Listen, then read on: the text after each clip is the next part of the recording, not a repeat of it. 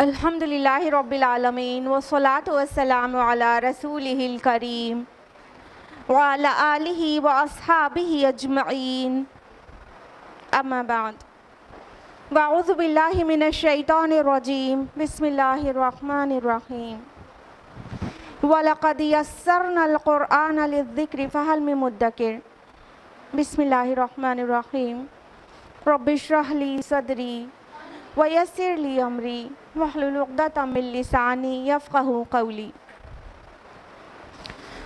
मेरे अज़ीज़ बहनों, आप सभी का दर्स कुरान मजीद में तहे दिल से खैर मक़दम है। अस्सलामु अलैकुम व रहमतुल्लाहि व बरकातुहू। कैसे आप सभी लोग? अल्हम्दुलिल्लाह अल्हम्दुलिल्लाह, हम भी अच्छे हैं। अल्लाह ताला आप सबको अच्छा रखे, सिरात मुस्तकीम पर रखे, बहुत खुशहाल रखे, दुनिया और आखिरत में दोनों में कामयाबी आता करे और आपकी औलाद को आपकी आंखों की ठंडक बना दें। आमीन। दर्स कुरान मजीद में आज फिर हम लोग गैदर हो चुके हैं और आपको पता ही है कि दर्स में आज नई सूरह स्टार्ट होगी। कौन सी? सूरह हज। सबको मालूम है, लास्ट टाइम हम लोगों ने सूरह अंबिया मुकम्मल किया था और आज इंशाअल्लाह हम लोग सूरह हज तफसील से जानेंगे। तो सूरह हज मुसहफ में 22वें नंबर की सूरह है और इसका नाम हज जो टेकन है, माखूज़ है, वो आयत नंबर 27 से माखूज़ है। इस सूरह की आयत नंबर 27 में है वअज़्ज़िन फ़िन्नास बिल हज, तो वहाँ से ये टेकन है। साथ ही इसमें हज के मुताल्लिक डिस्कशन भी है। उसके अलावा ये सूरतुल हज ये वाहिद ऐसी सूरह है जो अरकान इस्लाम में से एक रुकन के नाम पर है। यानी कोई भी सूरह कुरान मजीद में ऐसी नहीं है जो सूरतुल सलाह हो या ज़का हो या सौम हो, बस ये एक सूरह है जिसका नाम है सूरतुल हज। जहाँ तक इसके ज़माना नुज़ूल की बात है तो इसमें ये मक्की सूरह है कि मदनी, इसमें उलमा का थोड़ा सा डिफरेंस ऑफ ओपिनियन है, लेकिन जो मोस्ट प्रोमिनेंट ओपिनियन है वो ये है कि ये सूरह एक्चुअली मक्की भी है और मदनी भी, यानी इसका कुछ रंग कुछ अंदाज बिल्कुल मक्की है और कुछ मदनी है। तो एक्चुअली ये सूरह दोनों जगह नाजिल हुई है। जो ज़्यादा बेहतर राय है वो ये कि ये सूरह की कुछ आयत मक्का में नाजिल हुई है हिजरत से पहले और कुछ आयत मदीना में नाजिल हुई है हिजरत के बाद। लिहाजा जो आयत मक्की नेचर की हैं वो मक्का मुकर्रमा में हिजरत से जस्ट पहले आखिरी अय्याम में मक्का के नाजिल हुई हैं। जैसे कि आयत नंबर 1 to 24 का सब्जेक्ट देखेंगे तो अपने आप में जाहिर करेगा कि ये मक्की सूरह का नेचर है, लेकिन अचानक आयत नंबर 25 से उसका रंग बदल जाता है और मदनी अंदाज आ जाता है। तो एक्चुअली वो आयत मक्का से मदीना जब रसूलुल्लाह सल्लल्लाहु अलैहि वसल्लम ने हिजरत कर ली थी तो उसके बाद नाजिल हुई। यहाँ तक कि बाज़ मुफस्सिरीन कहते हैं कुछ आयत सफ़र के मौके पर भी नाजिल हुई है। लिहाजा ये सूरह ऐसी देखा जाए तो ये वाहिद सूरह है जिसमें दोनों रंग पाए जाते हैं। इसलिए मुसहफ में कहीं पर आपको सूरह हज के मुतालिक मक्किया लिखा मिलेगा, कहीं मदनिया लिखा मिलेगा। जहाँ तक इसका कॉन्टेक्स्ट की बात है तो जब मुसलमान हिजरत करके मक्का से मदीना गए महाजरीन, तो उनको इस बात का बड़ा मलाल था और होगा भी, मलाल कहना तो शायद कम होगा, सदमा होगा उनको, इस बात की बड़ी ही तकलीफ़ होगी कि मुसलमानों के लिए अल्लाह ताला ने मुवक्हिदीन के लिए खाने काबा को बनाया है और वो बैतुल्लाह है, लेकिन मुशरिकीन ने उसको हमसे अलग कर दिया है और हमें वहाँ जाकर हज का मौका आ रहा है और हमें वहाँ जाकर हज करना बेनसीब नहीं होगा, तो इस बात को उन्हें कितनी तकलीफ़ होगी। तो जब दुल्हिज्जा का महीना आ रहा था तो ये बिल्कुल नफ्सियाती मौका था कि मुसलमानों को भी एड्रेस किया जाए कि हज पे वो जो नहीं जा पा रहे, खाने काबा का तवाफ़ नहीं कर पा रहे, खाने काबा से जो महरूम है उनको भी एड्रेस किया जाए। ये बिल्कुल नफ्सियाती मौका था। और साथ ही उन मुशरिकीन जिन्होंने मोमिनीन को रोक रखा है बैतुल्लाह की ज़ियारत के लिए, उन्हें भी एड्रेस किया जाए। तो लिहाजा ये उसका कॉन्टेक्स्ट है कि ये इस सूरा में ये दोनों ही बातें मिलेंगी। मुखातबीन की जहाँ तक बात है एड्रेसीज़ की, तो इस सूरा के एड्रेसीज़ 3 हैं। एक कुफ़ार और मुशरिकीन जिनको अल्लाह ताला ने एड्रेस करके उनकी तंबीह ही है कि उन्होंने जो शिर्क का रवैया रवा रखा है वो किस कदर उनके लिए हलाकत खेज़ है। साथ ही उनसे तफ़हीम भी है, उन्हें फिर भी समझाया बुझाया जा रहा है और उन्हें वार्न किया जा रहा है कि अगर वो अपने इस रविश से बाज नहीं आ गए तो उनका अंजाम क्या होने वाला है रोज़े क़ियामत। दूसरा एड्रेस है मुज़ब्ज़ब मुसलमानों से जो ईमान तो ले आए थे लेकिन अभी दीन इस्लाम के लिए मर मिटने के लिए तैयार नहीं थे, ख़तरा मोल लेने के लिए तैयार नहीं थे। तो उनको भी एड्रेस किया गया है कि ये कैसा ईमान है कि तुम इस्लाम में दाखिल भी हो गए हो लेकिन ख़तरात मोल लेने के लिए तैयार नहीं हो और किनारे किनारे पर अल्लाह की इबादत करना चाहते हो। इधर का फ़ायदा देखो तो इधर लुढ़क जाओ और उधर का देखो तो उधर। लिहाजा ये दूसरा गिरोह है इस सूरा का मुखातब। और तीसरे मुखातबीन हैं इस सूरा के मोमिनीन सादिकीन। अल्लाह ताला ने मोमिनीन सादिकीन ने से 2 लेवल्स पर एड्रेस किया है।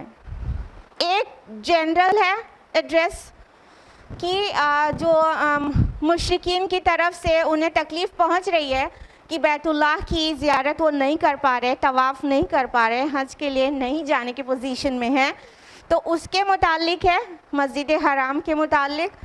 और दूसरा एड्रेस स्पेसिफ़िक है कि मोमिनीन सादिकीन से अल्लाह ताला क्या चाहते हैं और उन्हें किस तरह से इब्राहीम अलैहिस्सलाम की मिल्लत पर पैदा किया गया और अल्लाह ताला ने उनका नाम मुस्लिमीन रखा और किस तरह उन्हें फ़ेल खैर करना चाहिए और वो शहादत अलन्नास के मनसब पर फाइज कर दिए गए हैं। ये अजीम ज़िम्मेदारी उन्हें निभानी है। तो ये स्पेसिफ़िक एड्रेस भी है।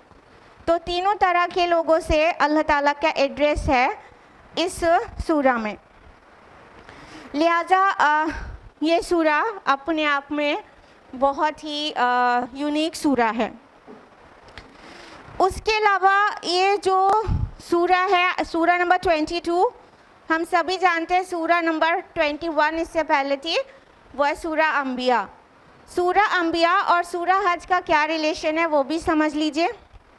सूरा अंबिया एंड हो रही थी अल-फ़ज़ाउल अकबर पर, यानी द ग्रेट डिस्टर्बेंस, वो बड़ी आफत, यानी क़ियामत और क़ियामत से जस्ट पहले और क़ियामत की ख़बर।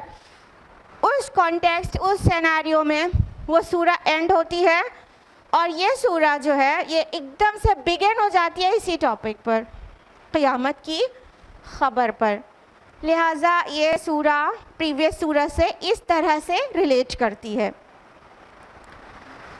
अब हम लोग बाकायदा तफसील से जानेंगे कि इस सूरा में अल्लाह ताला ने हमारे लिए क्या पैगाम दिया है सारी दुनिया के लिए। यानी अब इस तमीद के बाद बाकायदा आगाज़ होगा इस सूरा की एक एक आयत का दर्स का।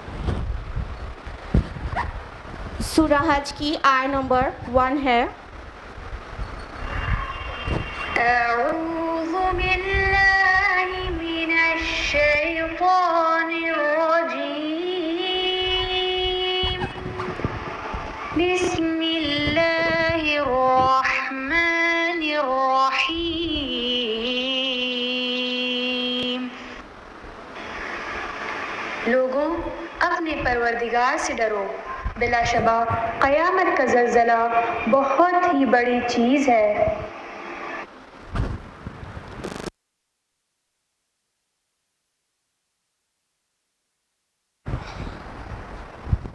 अल्लाह सुब्हान ताला ने क्या फरमाया कि ए लोगों, अपने परवरदिगार अपने रब के गज़ब से बचो, अल्लाह का तक़वा इख्तियार करो, डरो उस दिन से, क्योंकि जो क़यामत का ज़लज़ला है वो बहुत ही बड़ी चीज़ है। यहाँ पर इन ज़लज़लत आया है, बेशक क़यामत का ज़लज़ला।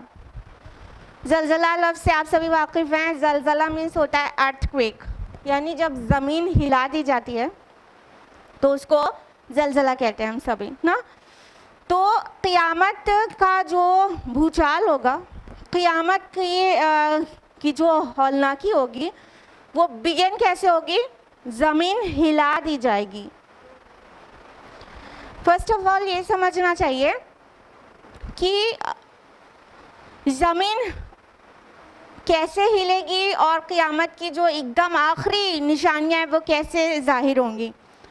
इसमें स्कॉलर्स का ओपिनियन है कि ज़मीन जिस तरह से अपने एक्सिस पर रोटेट करती है, वो सडनली ऑपोजिट डायरेक्शन में रोटेट करना शुरू कर देगी, जिसको आप लोग कहते हैं कि जो एक निशानी बताई गई है कि आखिर अयाम में सूरज मगरिब से निकल आएगा, वेस्ट से। तो जब ज़मीन का रोटेशन बिल्कुल उलट हो जाएगा तो जाहिर बात है कि सूरज तुलू होगा तो वेस्ट से होगा, मगरिब से तुलू होगा, और फिर उसके बाद ज़मीन हिलने लगेगी और एक बहुत बड़ा भूचाल सा आ जाएगा, हिल जाएगा सब कुछ।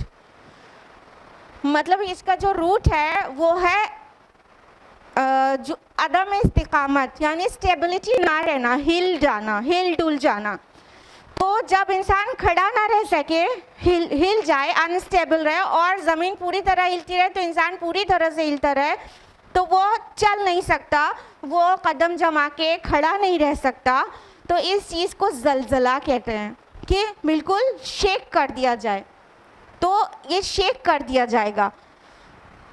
उसके लिए कुरान हकीम में बहुत सारी सूरतों में बहुत सारी आयात हैं जिससे उसकी मंजर कशी होती है कि ये सब क्या होगा और उसकी तस्वीर एक्चुअली क्या होगी। जैसे कि आप सूरह ज़िलज़ाल में अक्सर पढ़ा करती होंगी, सूरह नंबर 91 आयत 1 2 3, इज़ा ज़ुलज़िलतिल अर्दु ज़िलज़ालहा, और जब ज़मीन पूरी तरह झंझोड़ दी जाएगी, ज़लज़ला आ जाएगा, उस पर हिला दी जाएगी। व अखरजतिल अर्दु अस्क़ालहा, और ज़मीन अपने सारे बोझ निकाल कर बाहर फेंक देगी। व क़ालल इंसानु मा लहा, और इंसान कहेगा कि ये इसे क्या हो गया है। यानी जब ज़मीन पूरी तरह से शेक हो जाएगी तो इंसान हैरान हो जाएगा और कहेगा ये सब क्या हो रहा है, ये क्या हो गया है ज़मीन को। इस तरह फरमाया सूरह नाज़ियात सूरह नंबर 79 आयत नंबर 6 to 9 में, यौम तरजुफुर राजिफा, जिस दिन हिला दिया जाएगा ज़लज़ले से, बहुत ज़ोरदार झटका दे दिया जाएगा। तत्बउर रादिफा, और फिर उसके बाद दूसरा झटका आएगा उसके पीछे, कुलूब यौमइज़िन वाजिफा, तो उस दिन हर दिल काँप रहे होंगे। अबसारुहा खाशिआ, उनकी आंखें खौफज़दा होंगी। सूरह वाक़िया में कहा गया, सूरह नंबर 56 आयत नंबर 4 to 6, इज़ा रुज्जतिल अर्दु रज्जा व बुस्सतिल जिबालु बस्सा व कानत हबाअम मुंबस्सा,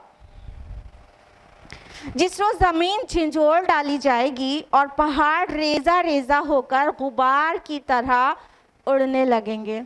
ये सारी मंजर कशी है। ये आयत जब हम पढ़ा करें तो सोचा करें कि इतना हौलनाक दिन होगा, इतना।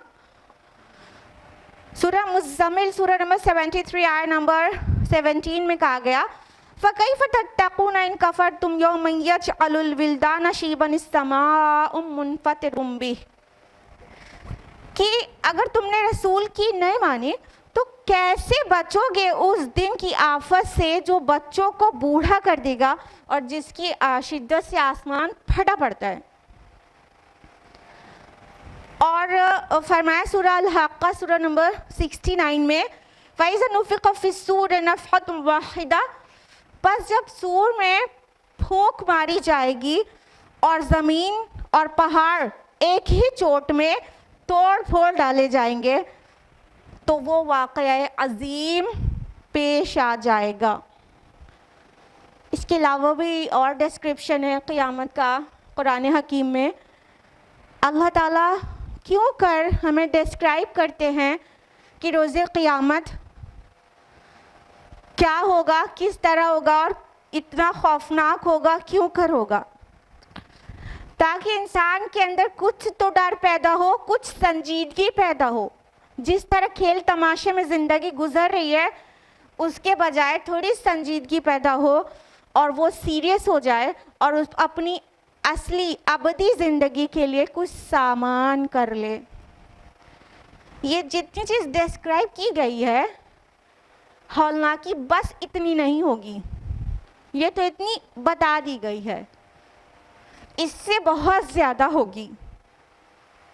ये थोड़ा उस ट्रेलर दिखा दिया गया है कि ऐसा होगा ताकि इंसान के दिल में कुछ नरमी पैदा हो और वो नसीहत कबूल करने के लिए तैयार हो जाए।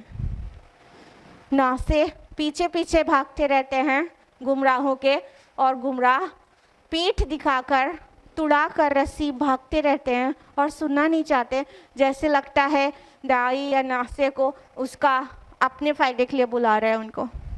वो अलग बात है कि दाई का अपना फ़ायदा हो ही जाता है, वो आखिरत में हो जाएगा, लेकिन अल्लाह ताला ये चाहते हैं उसके सारे बंदे उस हौलनाक दिन से अपने आप को अजाब से, उस दिन के अजाब से बचा लें। अब हमने आपसे कहा कि ये सूरह हज है और बात शुरू हो गई क़यामत से, तो हम लोग को ये भी जानना चाहिए ना ये हज और क़यामत का क्या ताल्लुक़ है आपस में। तो जिनको हज नसीब हुआ होगा उन्होंने इसको एक्सपीरियंस किया होगा और जो लोग अनकरीब जाने वाले हैं इंशाअल्लाह वो जल्दी ही एक्सपीरियंस कर लेंगे। ये हज और क़यामत में बहुत मुशाबहत है। हज के सफ़र पर इंसान अपने दिल दिमाग के दरवाज़े खोल कर जाए और उसे क़यामत याद ना आए, ऐसा हो ही नहीं सकता है। देखिए कितने पॉइंट्स पर मुताबिकत है हज और क़यामत में। हज के सफ़र में इंसान इंतहा शिद्दत की गर्मी से गुज़रता है, सफ़र से लेके मंजिल को पहुंचने और तमाम मनासिक के हज अदा करने में बहुत गर्मी का सामना उसे करना पड़ता है, धूप तपिश गर्मी। यही सेम सीन नहीं है क़यामत का। रोज़े महशर कितनी गर्मी होगी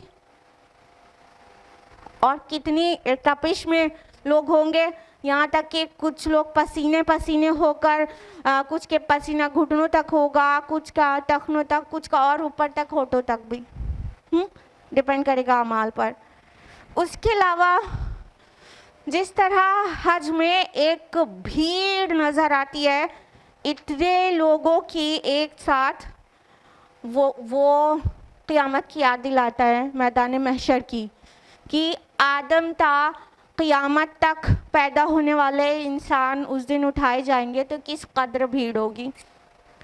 तो हज याद दिलाता है हमको उस क़यामत की भीड़ और उस घबराहट का। उसके अलावा हज में इंतज़ामात सऊदी गवर्नमेंट के कितने भी अच्छे हो, but yet you'll have to wait for something। कई जगहों पर आपको इंतज़ार ज़रूर करना पड़ेगा। जैसे क़यामत में अपनी बारी, अपना हिसाब होने का इंतज़ार करेगा इंसान कि जल्दी मेरा नंबर आए, मेरा काम क्लियर हो जाए, डेस्टिनेशन पता चल जाए और ये इस उलझन और घबराहट से किसी तरह नजात मिले।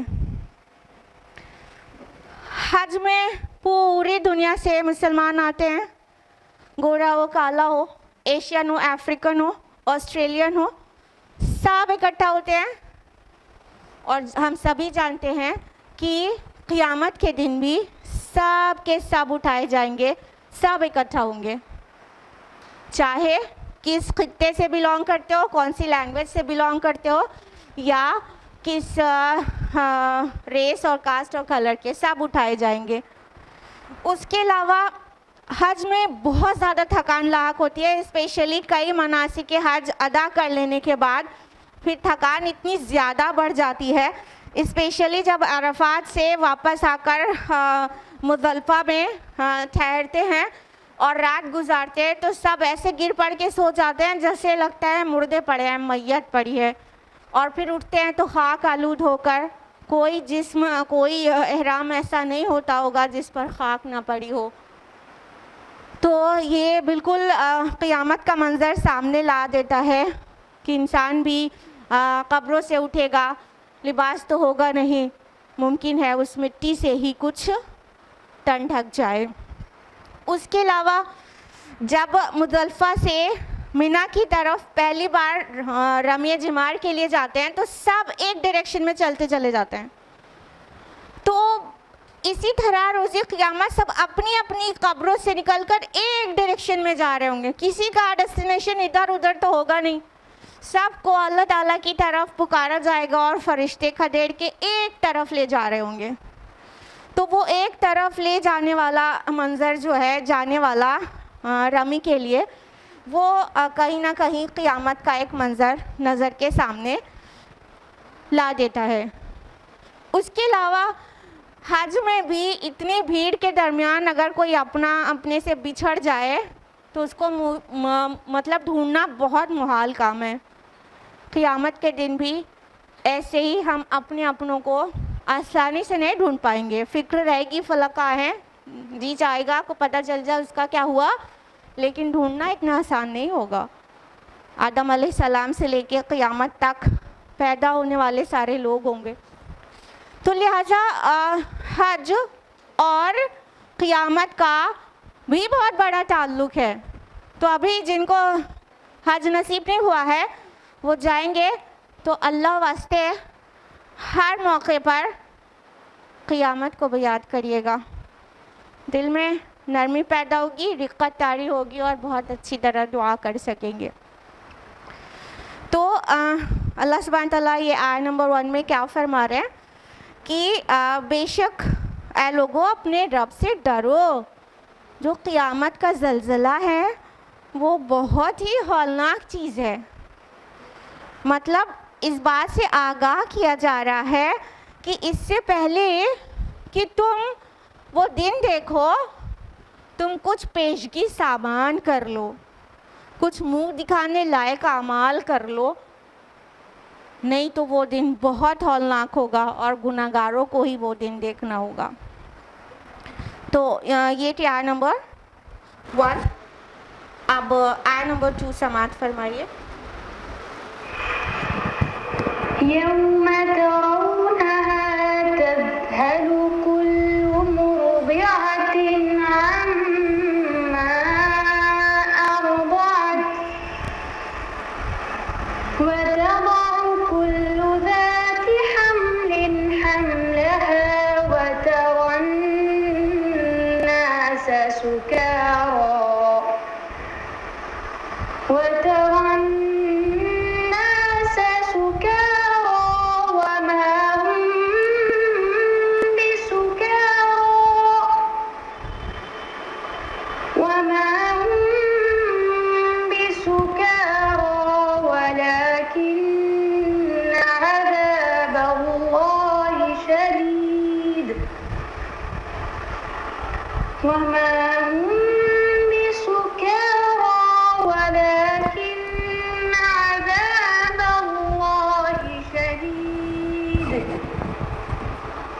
जिस दिन तुम उसे देख लोगे हर दूध पिलाने वाली अपने दूध पीते बच्चे को भूल जाएगी और तमाम हमिल वालियों के हमिल गिर जाएंगे और तू देखेगा कि लोग मदहोश दिखाई देंगे।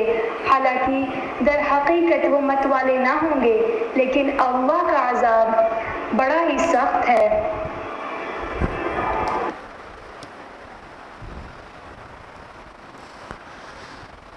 उस दिन की हौलनाकी को मज़ीद बयान किया गया आय नंबर 2 में कि आप उस दिन की हौलनाकी देखेंगे तो हालत ये होगी कि हर दूध पिलाती हुई माँ अपने दूध पीते बच्चे को भूल जाएगी, छोड़ के भाग जाएगी। अब यहाँ पे गौर करने की जो बात है कि मुर्दिया कहा गया है। मुर्दिया दोनों दूध पिलाने वाली औरत को कहते हैं, माँ को कहते हैं जो दूध पिलाती हो, लेकिन मुर्दे उस माँ को कहते हैं जो बच्चे को दूध पिलाती है, और मुर्दिया उस माँ को कहते हैं जो बिलफेल दूध पिला रही है, मतलब एट प्रेजेंट वो फीड करा रही है। तो उस कंडीशन में जब होती है, जब बच्चा अपने मुंह में दूध पीता रहता है, लेता रहता है, उस कंडीशन में जो दूध पिलाने वाली माँ को मुर्दिया कहते हैं। तो यहाँ मुर्दे नहीं कहा गया, मुर्दिया कहा गया, ठीक है, कि हर एक दूध पिला रही माँ, यानी दूध पिलाने वाली नहीं कि बच्चा कहीं सो रहा है और वो माँ है, नहीं, उसकी गोद में होगा बच्चा, और इंसानों का हो चाहे जानवर का। और जब क़यामत की हौलनाकियाँ शुरू होंगी तो वो बच्चे को छोड़ेगी और भाग निकलेगी। क्यों मिसाल दी गई है इससे? देखिए, दुनिया में माँ की ममता मशहूर है कि नहीं है? उस माँ की ममता में भी सबसे ज़्यादा मोहब्बत और अटेंशन का जो टाइम होता है माँ के लिए, अपने बच्चे के, माँ का अपने बच्चे के लिए, वो वक्त होता है जब उसे फीड करा रही होती है। जब वो फीड करा रहेगी तो हस्बैंड कुछ कहे, रुक जाइए, बच्चे को दूध पिला रहे हैं। दूसरे बच्चे कुछ कहें, ठहर जाओ, डिस्टर्ब मत करो, अभी मैं दूध पिला लूँगी तभी उठूँगी। पूरा फोकस और पूरी अटेंशन बच्चे की तरफ होती है जो उसके निपल्स को मुंह में लेकर चूस रहा है। अभी वो कुछ नहीं देखना सुनना चाहती है और उसकी मोहब्बत बिल्कुल निछावर हो रही होती है उस वक्त अपने बच्चे के ऊपर, और उसकी मोहब्बत कहिए कि जैसे वो जुड़ा हुआ है तो और बढ़ती रहती है उस वक्त जब वो गोद में लेके दूध पिला रही है।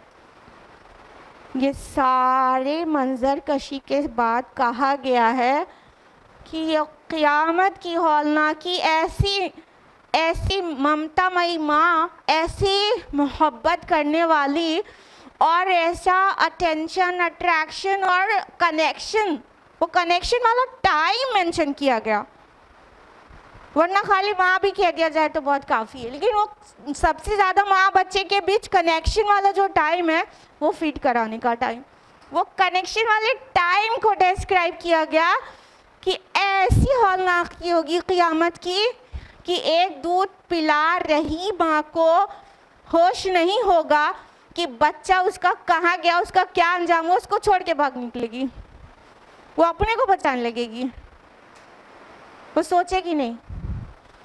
दुनिया में कोई भी परेशानी होती है, आप में से बहुत सारे लोग माएँ हैं, दुनिया में कोई धूप लगती है तो अपने बच्चे को अपनी पीठ से आड़ कर लेती हैं आप लोग, गोद के बच्चे को। कोई परेशानी होती है बच्चे को भूल जाती हैं, भूलती हैं कभी? कोई माँ के बारे में कभी ये सुना कि वो कहे, अच्छा मेरे 6 महीने का बच्चा भी है, मुझे तो याद ही नहीं था? सुना कभी? कोई माँ अपने गोद वाले इतने छोटे से बच्चे को किसी भी टाइम भूलती है? नहीं भूलती। लेकिन एकदम वाज़ेह कहा गया, यौम तरौना तज़हलु, ज़ुहूल से है। ज़ुहूल का मतलब क्या होता है कि भूल जाना, किसी खौफ की वजह से, किसी गम की वजह से, किसी परेशानी और टेंशन की वजह से एकदम फिर भूल जाना। ऐसा गम लगेगा, ऐसा खौफ लाहक होगा, ऐसी बेचैनी लाहक होगी, ऐसी खुद को बचाने की फीलिंग लाहक होगी कि अपने बच्चे को भूल जाएगी, याद नहीं रहेगा। जिसको मैं अपनी छाती से लगा के अभी दूध पिला रही थी, उसका क्या अंजाम हुआ, बचा कि नहीं बचा। छोटा मोटा कुछ भी होता है, ऐसे दीवार गिरने लगे तो बच्चे को बचा लेंगे, अपनी पीठ दे देगी माँ, यही तो करती है। लेकिन ये बहुत छोटी चीज़ें हैं ना, इसलिए कर पाती है माँ।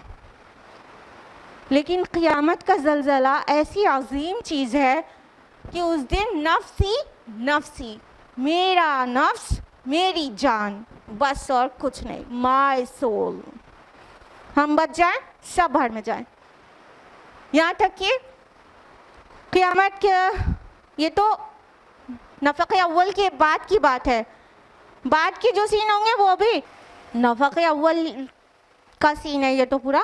लेकिन बाद में भी इंसान जाएगा, मेरे बेटे को ले लो, मेरी बीवी को ले लो, मेरे माँ बाप को ले लो, बस मुझे बचा लो, अल्लाह पाक मुझे बचा लीजिए, सबको फिदिया में ले लीजिए, ये कंडीशन रहेगी।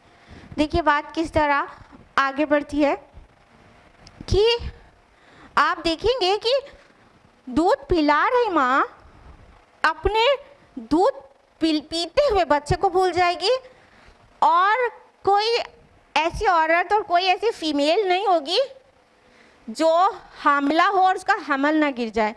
सारे हामिला जितनी होंगी इंसानों और जानवरों की, सबका हमल गिर जाएगा। हमल आसानी से गिर जाता है क्या? जब तक कोई बड़ा हादसा नहीं होता है हमल नहीं गिरता है। अल्लाह ताला इतना प्रोटेक्टेड रखते हैं मदर्स वूम में बच्चे को कि वो नॉर्मल हालात में नहीं गिरती। या तो कोई बहुत चोट लग जाए तब गिर जाता है हमल, या तो बहुत बड़ा सदमा और खौफ हो जाए तो हमल गिर जाता है। तो जब क़यामत का जो पहला नफ़क़े अव्वल है, पहला जो झटका शुरू होगा, तो उस वक्त जितने भी हामिला होंगी इंसानों की और जानवरों की, सब का इसकात हमल हो जाएगा, सबका मिसकैरेज हो जाएगा। कोई अपने बर्डन को, कोई अपने एम्ब्रियो को संभाल ना सकेगा, सबका मिसकैरेज हो जाएगा। हर एक हमल अपना गिरा देगी। और तुम देखोगे कि जैसे लोग मदहोश हैं, जैसे ड्रिंक किया हुआ है, इंटॉक्सिकेटेड हैं, लेकिन वो इंटॉक्सिकेटेड नहीं होंगे, उन्होंने कोई ड्रिंक नहीं पिया होगा। एक्चुअली अल्लाह का अज़ाब ही इतना सख्त होगा। पहली बात तो ये कि जब इंसान ज़लज़ला आएगा तो इंसान ठहर नहीं सकेगा ना, लुढ़केगा, खड़ा नहीं हो सकेगा, तो उससे भी नशे में लगेगा। दूसरी बात, नशे में इंसान की क्या हालत होती है, उसके चेहरे की हवाइयाँ उड़ी रहती है, उसे खुद अपना होश नहीं होता। वालिदैन और बच्चों का तो क्या होगा, अपना होश नहीं रहता। तो जब तो क़यामत का ज़लज़ला आएगा तो इंसान को अपना होश नहीं होगा कि वो क्या कह रहा है, वो क्या देख रहा है, वो बदहवास होगा।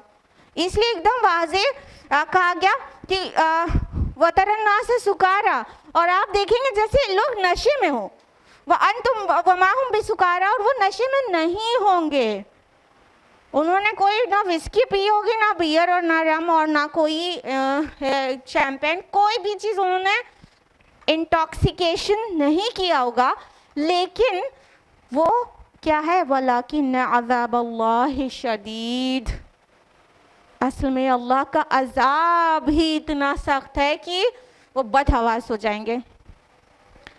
ये जो सुकारा लफ्ज़ आया है, ये मतलब शक्कर उसको भी कहते हैं, चाहे नशे ड्रिंक करने से नशा है या मोहब्बत का भी नशा होता है उसके लिए भी आता है, या सकरतुल मौत भी कुरानी इस्तिलाह है, मौत का नशा, मौत की बेहोशी, मौत की मदहोशी, यानी जब अपना होश खुद ना रहे।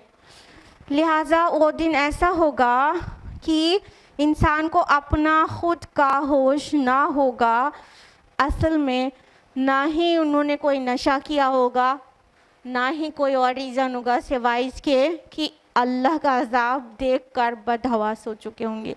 इतना शदीद है। क्यों डराया जा रहा है भाई? बहुत सब सहमे सहमे बैठे हुए हैं। हाँ, क्यों डराया जा रहा है? वजह बताइए। बताइए, अल्लाह ताला चाहता है आप डर के रहें और ज़िंदगी भर डरते रहें, आखिर में डरते रहें? क्या चाहते हैं अल्लाह ताला? क्यों पूरी मंजर कशी करके आपको डराया जा रहा है? ताकि संजीदगी पैदा हो, प्लान सेट करें कि करना क्या है, वरना बेमाना ये सब चीज़ें। अल्लाह ताला कोई नेगेटिव खौफ नहीं दिला रहा है कि इंसान खौफज़दा जिए, उसकी साइकोलॉजी डिस्टर्ब हो जाए, नहीं, संजीदगी दिलाई जा रही है ताकि कुछ आगे का हम इंतज़ाम कर लें। हर सोल को देखना चाहिए कि उसने कल के लिए क्या कमाया है, क्या पेशगी सामान किया है।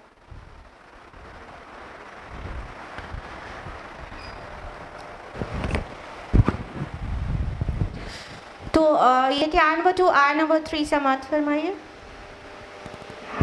وَمِنَ النَّاسِ مَن يُجَادِلُ فِي اللَّهِ بِغَيْرِ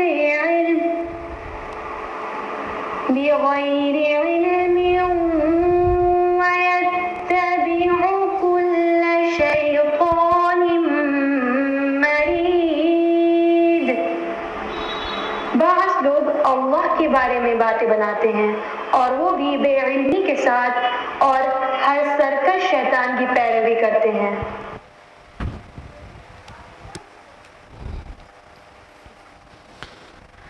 अब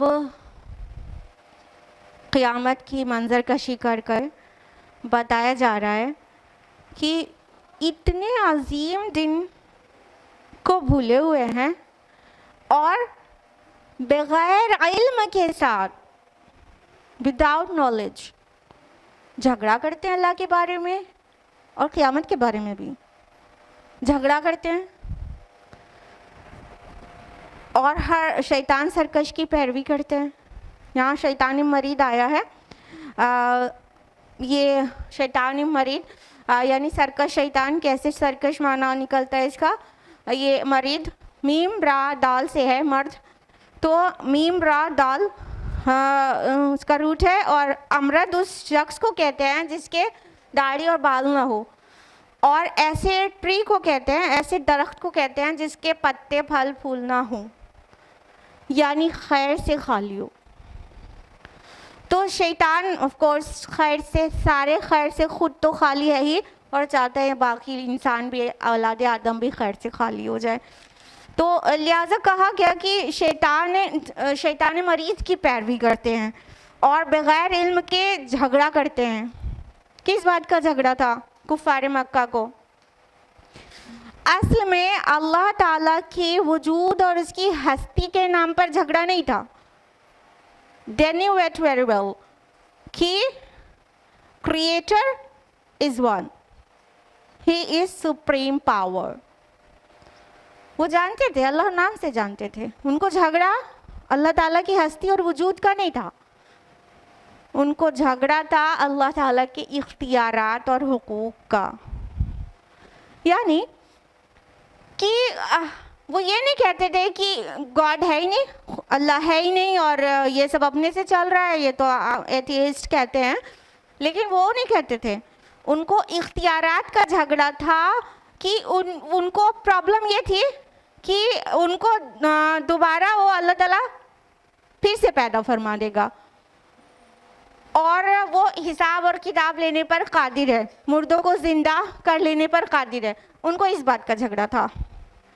तो बगैर इल्म के रसूल से झगड़ा करते हैं कि तुम कहते हो वो दिन आएगा और क़यामत का दिन तो कब आएगा, और तुम कहते हो कि तुम सब मर जाओगे और फिर उठाए जाओगे, तो ज़रा हमारे जो आबा अजदाद हैं इनकी हड्डियाँ चूरा चूरा हो गई हैं, ज़रा इनको रिवाइव करके दिखाओ।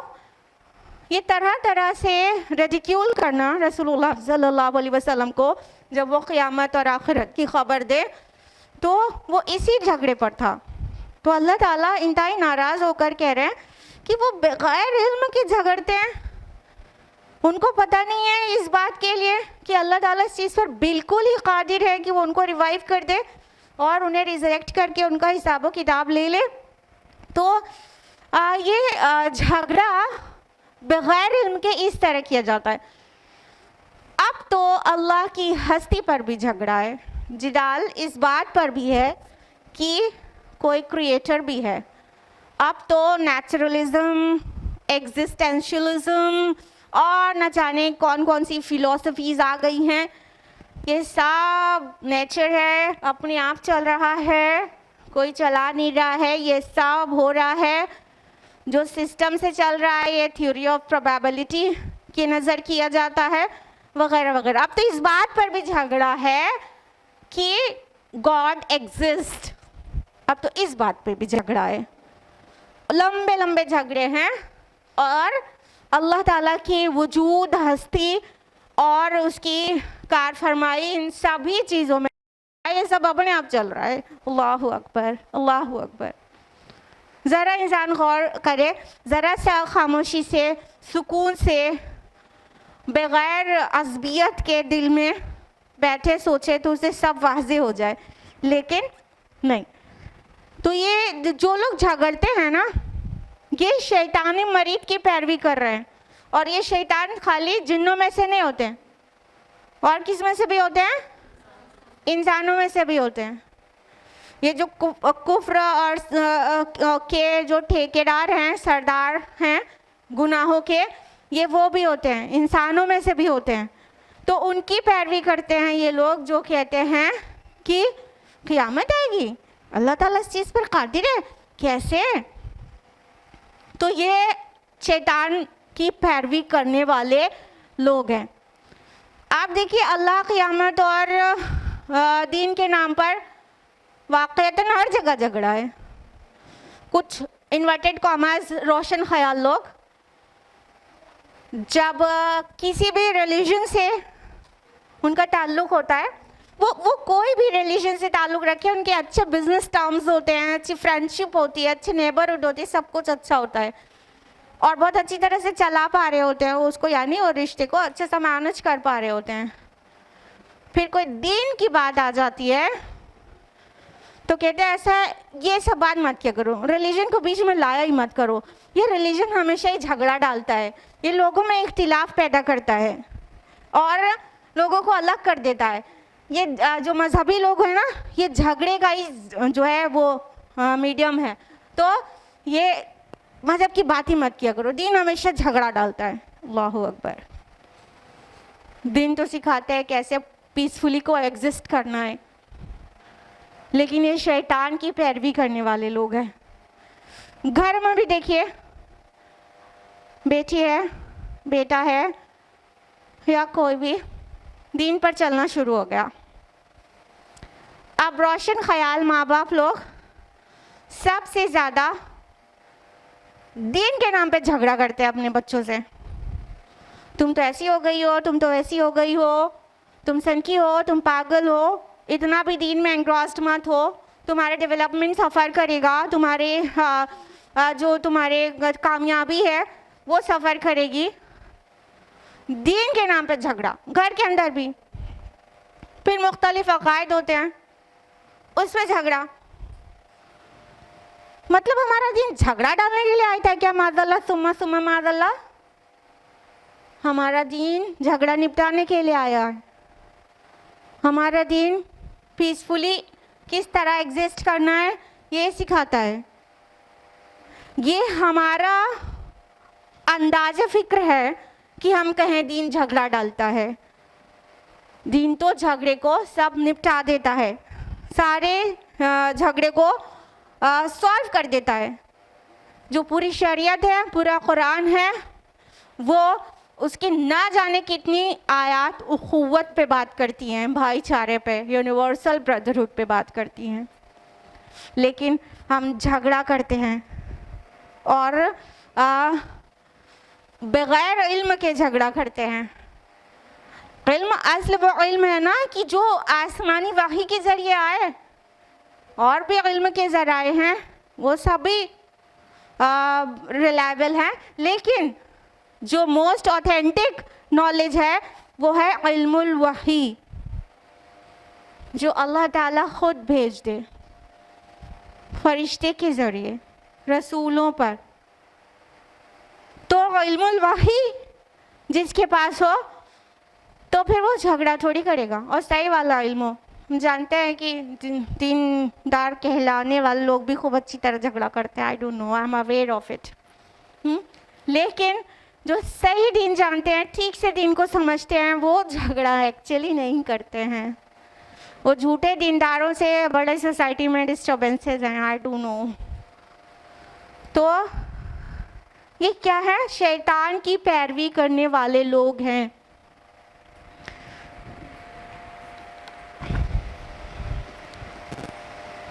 अब आय नंबर 4 समाप्त फरमाइए।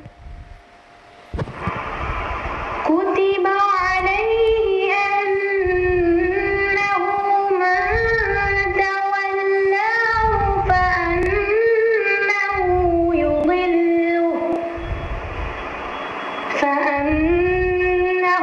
युदिल्लुहु व यहदीहि इला अज़ाबिस सईर।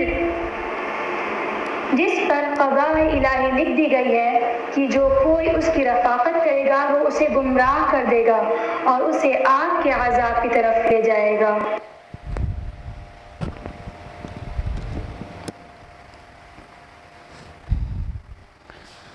तो जो लोग भी शैतान की पैरवी करते हैं उस पर लिख दिया गया है, कुतिबा कहा गया, कुतिबा अलैहि, उन पर लिख दिया गया है, उनके लिए तय कर दिया गया है, उनके लिए मुकर्रर कर दिया गया है कि जो लोग भी ऐसे शैतानों को अपना दोस्त बनाएंगे तो वो राह रास्ते से उन्हें भटका ही देंगे और जहन्नम के गड्ढे में ले जाकर गिराएंगे, वहाँ गिरा के छोड़ेंगे। तो शैतान को दोस्त बनाना चाहते हैं कि दीनदारों को, असल दीनदार को? बताइए किसको दोस्त बनाना चाहते हैं?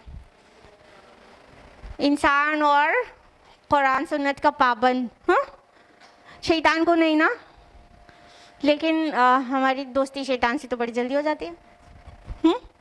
हमारी दोस्ती शैतान से तो बड़ी जल्दी आती है, शैतान के एजेंट से, और उन बहुत फ़ख्र महसूस करते हैं उनसे दोस्ती करने में।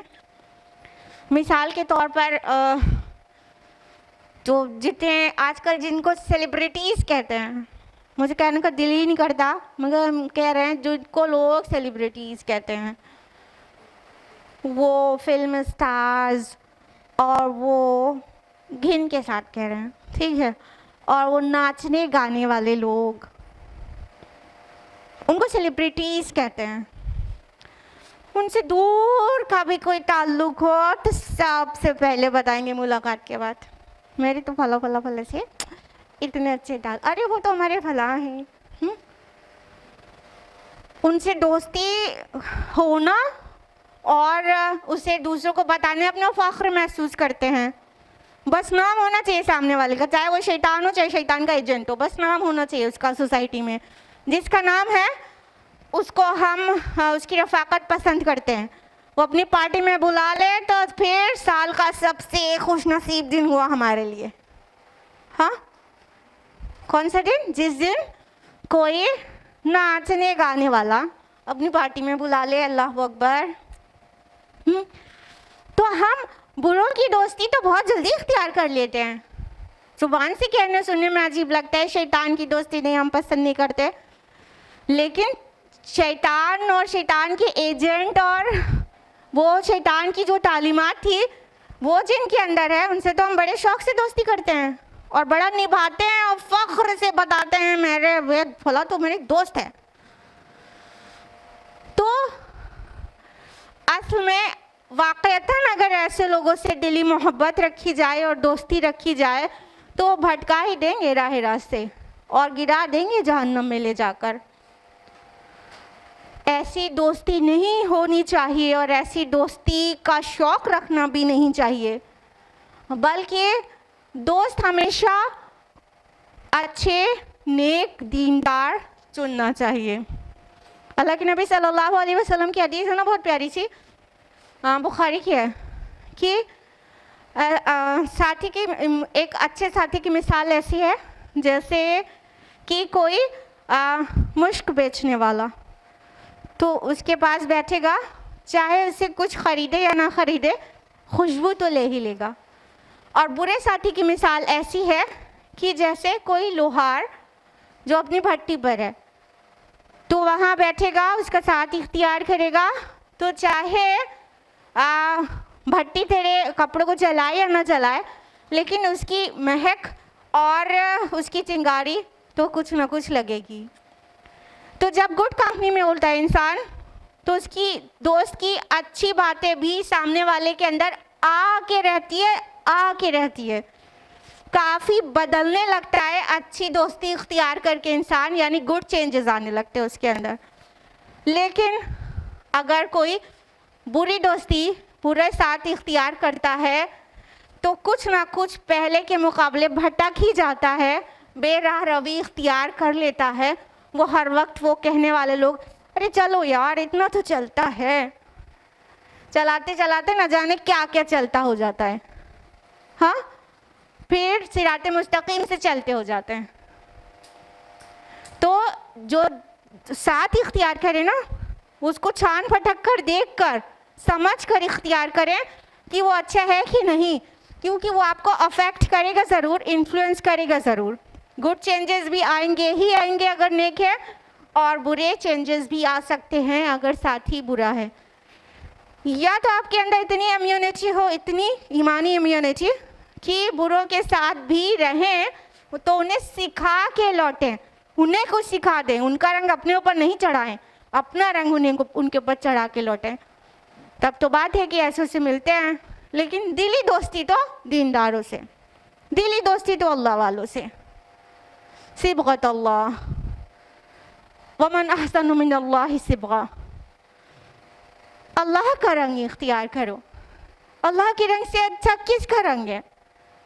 तो जो अल्लाह वाले हैं उनकी कंपनी पसंद होना चाहिए। वो जो बुरा साथी कहा है, उसके साथ बैठने का मकसद उसकी बुराई को दूर करना, उसको सिराते मुस्तकीम की दावत देना।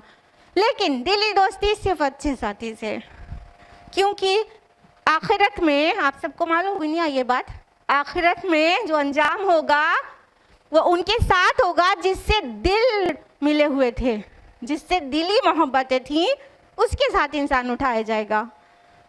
तो अंबिया, शोहदा, सिद्दीकीन, सालिहीन के साथ आखिरत में उठना चाहते हैं हम और आप, कि वो नाचने गाने वाले, वो बेहया, बदकिरदार, हर चीज़ चलता है कहकर ना जाने कितनी बेहयाई करने वाले, उनको रोल मॉडल समझ के बैठ जाते हैं हमारे बच्चे, और हम मना भी नहीं करते। ऊपर से कहते हैं देखिए ठीक है हमारा बच्चा फला की तरफ डांस करता है, ज़रा डांस करके दिखाओ ना। फिर सब लोग ताली बजाते हैं, हंसते हैं, कितना अच्छा डांस करता है। धीरे धीरे वो रोल मॉडल हो जाता है उनका, वो नाचने वाला, वो गाने वाला। तो अच्छा साथी रखेंगे तो अच्छे असरात आएंगे इंशाल्लाह, और बुरा साथी होगा तो बुरे असरात। तो ये शैतान और शैतान के एजेंट्स को कभी साथी न बनाएंगे तो उनका तो मकसद ही है कि सिराते मुस्तकीम से आपको भटका दे, राह से भटका कर कहीं दूर ले जाकर फेंक दे। शैतान को इसी बात की चिढ़ है ना कि आदम अलैहिस्सलाम को अल्लाह ताला ने पैदा किया और उन्हें इज़्ज़त दी, तो वो इस बात से जल गया कि मतलब हमसे ज़्यादा इज़्ज़त किसी और को क्यों मिल गई। तो अब इसकी वजह से मैं गुमराह हुआ हूँ, तो इसके सारे औलादों को भी मैं गुमराह करके दम लूँगा। और शैतान के अंदर डिटर्मिनेशन बहुत है, उसने जो कहा है वो करता है। हमें और आपको शैतान की ये अच्छी बात सीखनी चाहिए। वो बुरी बातों के लिए डिटर्मिन्ड है, हमें डिटर्मिनेशन तो सीखना चाहिए लेकिन अच्छी बातों के लिए। तो शैतान जो अल्लाह से प्रॉमिस करके आया ना, वो वादे को आज तक निभा रहा है, क़यामत तक निभाता रहेगा। एक इंडिविजुअल इंसान के आखिरी सांस तक भी कोशिश में लगा रहता है, जब तक रूह नहीं निकल जाती वो कोशिश नहीं छोड़ता है। तो देखिए कितना डिटरमाइंड है, फॉर्मली डिटरमाइंड है अपने मोटिव पर। लेकिन हम लोग अभी कुछ तय किया होगा, कुछ अच्छी अच्छी बातें कि हाँ आप सुधर जाएं, सोच रहे हैं अब ये करेंगे अच्छे अच्छे काम और वो बुरे बुरे काम नहीं करेंगे, अभी घट जाएंगे और भूल जाएंगे। तो शैतान की भी अच्छी बात सीख लें और उसको कभी साथी ना बनाएं। इन्नहु लकुम अदुव्वुम मुबीन, वो तुम्हारा खुला हुआ दुश्मन है, वाज़े क्लियर ओपन एनिमी। तो अल्लाह ताला कहते हैं कि जो भी उसको इनको शैतान और शैतानी एजेंट्स को जो भी दोस्त बनाएगा तो वो लीड करेंगे जहन्नम के अज़ाब की तरफ। और शैतान की एक आदत और जान लीजिए ताकि वो अपने अंदर कभी ना आने दें। किसी को कामयाबी और तरक्की मिलते हुए देख के वो जल भुन गया था और उसे लगा इस प्लेस का तो मैं डिजर्विंग हूँ।